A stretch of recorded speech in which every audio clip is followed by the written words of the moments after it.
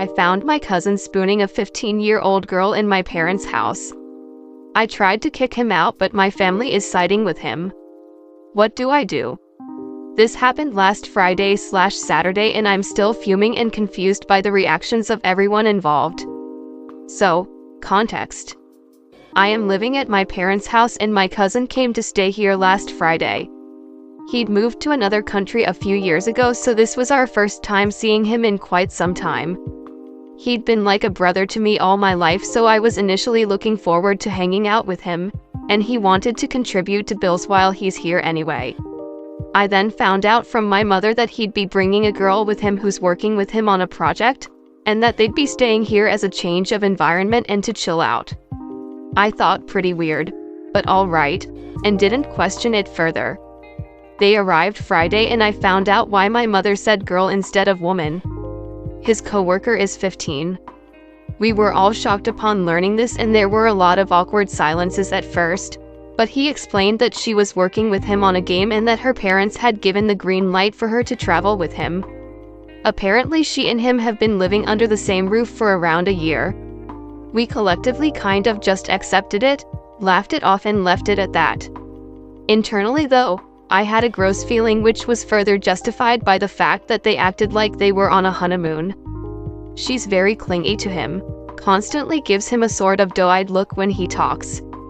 I originally thought it was just because English isn't her first language, but she speaks perfectly good English.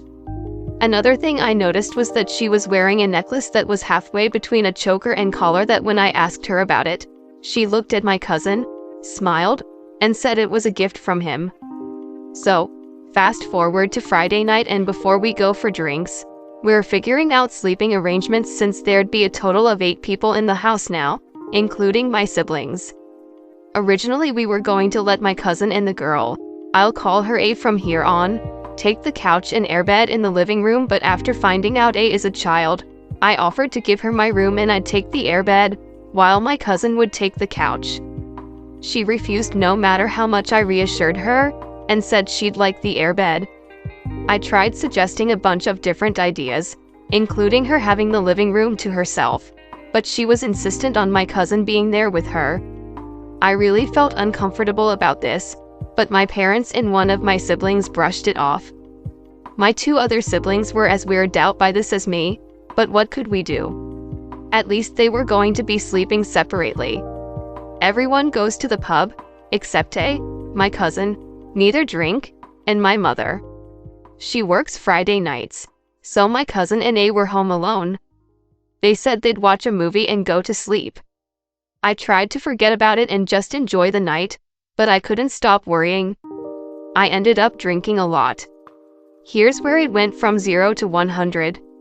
A lot of the details are fuzzy from the beers, so bear with me. We all come back home around 2 a.m. and we find them both asleep on the airbed, spooning and cuddling.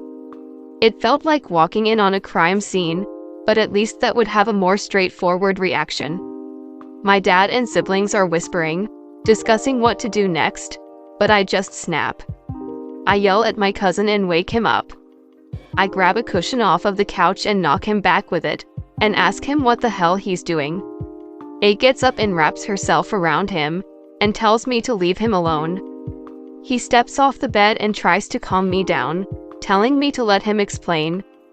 I swat his arm and yell at him, saying that there's no just reason for a 24-year-old man to be cuddling a 15-year-old girl he's not related to. At one point I heard him say we're wearing pajamas.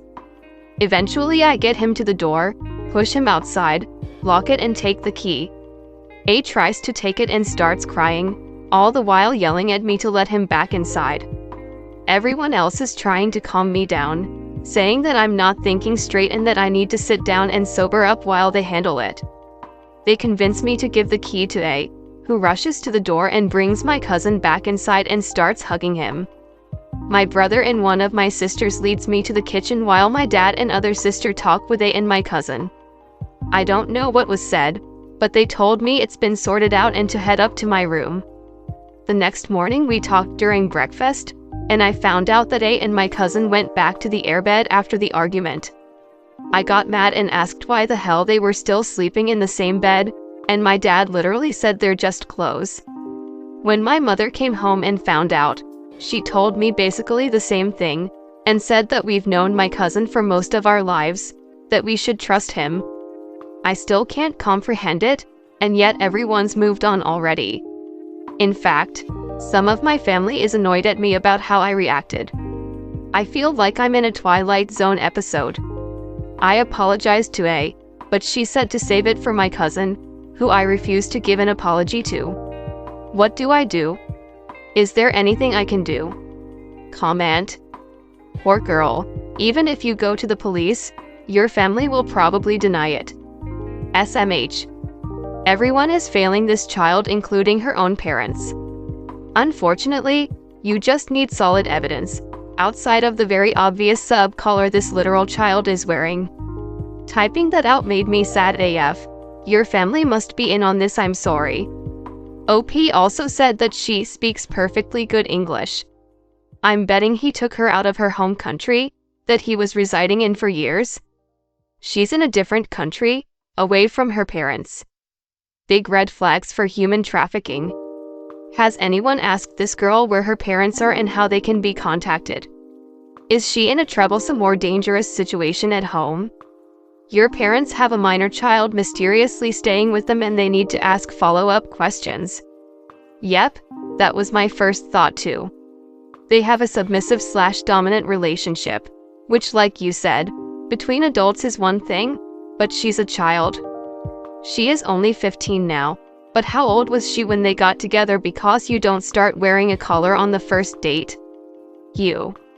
The whole thing is creepy and I don't understand why OP is the only one who is freaking out about it. The girl already has an unnatural attachment to him. The whole thing is just gross. My family is a bunch of wonderful people too that let my brother-in-law molest half the girls in my family and stood around and did nothing because he was family.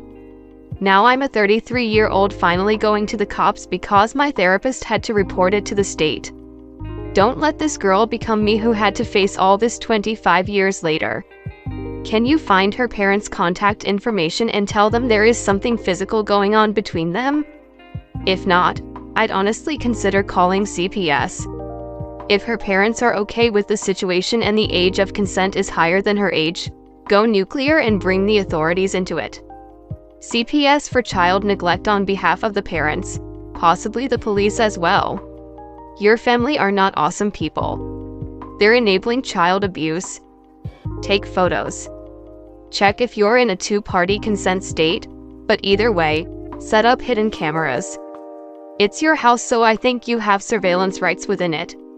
If the evidence is legally inadmissible, whatever, it's proof for police in case your family lies, and visual evidence for prosecutors and future victims. Send it to A's family. If you're making everyone uncomfortable, good. If they leave, good.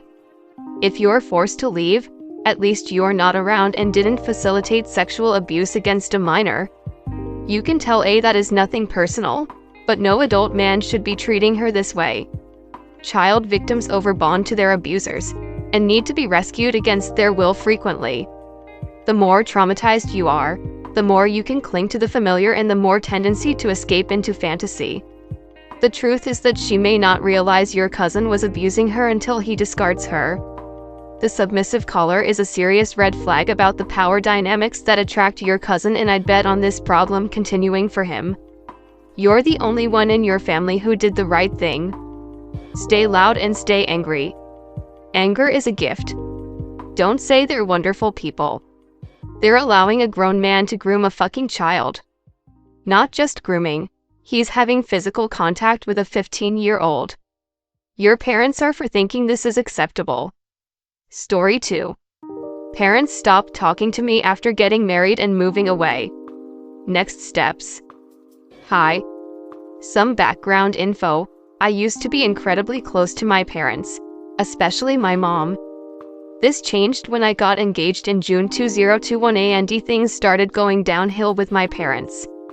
My parents seemed to be disappointed in the engagement ring, not a real diamond, the type of wedding we were planning, elopement style with only parents invited and not a huge hall thing, my husband and his family not being as well off. seemingly everything. During this time period, my parents' expectations were difficult to manage and they often said rude things to my now husband and I. A side note, but somewhat relevant, my parents are immigrants and started out with just the shirts on their back. Neither of them completed high school because they had to work. Growing up, we didn't have much and my parents sacrificed everything they could so my siblings and I could have a better future. Because of this, there was never an option for my siblings and I to be average. We were all pushed towards university and had to make something of ourselves. Now that my parents are in their 60s, all their saving and penny pinching has paid off in the sense that they have millions from investments. This is mostly from real estate that has skyrocketed in value and generates income from rent. Back to the unfolding of events. During our engagement, my fiancé and I decided we couldn't afford housing in our HCOL city. Renting and owning was too expensive. We told our parents that we're going to move to some place affordable after we get married, but if they want to help us stay near them, we'd need help with a down payment so that we could afford a mortgage. My husband's parents said no, but that they'll support us in our move. Mostly because we'd need an incredible amount of money to have a mortgage be affordable on our salaries. My parents offered us one of their rentals at a slight discount. We were happy with the options but ultimately decided moving to a cheaper city was our best option. Plus, we didn't want my parents as landlords. This was the needle that broke the camel's back. In June 2022 we got married. And in August 2022 we moved across the country to another major city that was much more affordable and had jobs in our industries. After moving, my parents slowly stopped answering my phone calls and texts. When they did answer, they were short and didn't have many positive things to say. Typically they'd just ask when we were moving back. It was in February 2023, after trying to reach out and not getting callbacks, I finally decided to stop chasing after them. In return, they still to this day have not called me. I never expected them to enact a silent treatment, and this, I feel, has really gotten out of hand. My siblings have told me that my parents will never reach out to me and they're pissed. I don't really know what I would say if I call them up. Or if they'd answer. I'm not really sure how to mend this fence. Any advice on what to do next? My thoughts are to try and reach out so all this craziness can stop. I'm not sure what they'd be receptive to other than me moving back. If an olive branch doesn't work, then I'm content to put this to rest and just move on. TLDR, parents are mad I moved across the country after getting married and stopped talking to me. I miss my parents and want them back in my life. What is the best step forward? Edit, wow, this took off more than I expected. Thank you for the replies. Some info to add / things I want to clarify. My husband isn't poor. He makes above the national average. However, to live comfortably in my hometown, you need to possibly be a millionaire. My parents moved to Canada as children with their families, not as adults. It wasn't their decision. Comment. Your parents will definitely pop back up in your life if you have a baby. Then they'll demand to see the grandchild and act confused when you're not comfortable with them. Sadly, this OP. If you and your husband are planning on having children, just bide your time. There are a number of Reddit stories I have read where the parents completely disown a child for one reason or another, then when they find out they have grandchildren, all of a sudden want to be back in their kid's life. And yes, there are a lot of whining posts. I disowned my kids and now that they have kids they are not letting me be near my grandkids. Whine, whine, whine. Talk with your siblings about this, but from what I could glean from your story, they took your refusal of their offer of an apartment, which you did ask for as condition of staying, as a personal affront, which you stated you didn't want your parents as landlords. I would try and have the siblings relay back to the parents that this was far from the case and that it was a combination of cheaper rent and better jobs that meant the two of you will be much better set on your future career and financial path. Right? If they're making bank in this real estate economy, they know exactly how expensive it is to even rent, much less own in your area, and the discrepancy between that and your salary. So sorry that they are not handling your independence well, but you choose wisely in not letting them have a handle in your life when they weren't being supportive. the best you can hope for now is to make your success independent from them as well. My guess is that they immigrated from a country where there's a lot more focus on extended family, and moving away would be very strange/unusual. And so their values are probably quite different than ops on this matter. It's hard. If you move to another country, you can't then expect your kids that you raise there to not adopt some of the values of the country that you immigrated to. It's an old story. Perhaps you have relatively normal parents? Congratulations! Sadly, that's not the same experience for a lot of people, seemingly OP included. Some parents see their children as extensions of themselves and need to be controlled, directed, and managed in the manner the parents decide is correct. And, horror of horrors, should the child not comply, irrespective of the child's age, the child needs to be punished. The silent treatment is one form of coercive control. Seems ops parents are particularly skilled in it. Coupled with some attempts at financial control. Cutting ties is probably the best way to respond. And I don't think it's the easiest, just one way to explore how you want to live. I'm impressed that you stuck to your values and did what was best for you and your husband. I'm not sure what to do to bridge the gap, but do agree that they will be reaching out when you have children. All this must have been incredibly disappointing. We shouldn't expect unconditional love from parents, but few parents would impose these conditions. Total control to just keep in touch. It's cruel. I don't know if I would trust them with my child/children. They are not kind people, and even if this gets smoothed over, there will be more opportunities for them to want to assert their control as life moves forward. It's sad, and I don't relish giving my opinion here. I would spring for a therapy session and ask a professional what they suggest. Do this before you have children.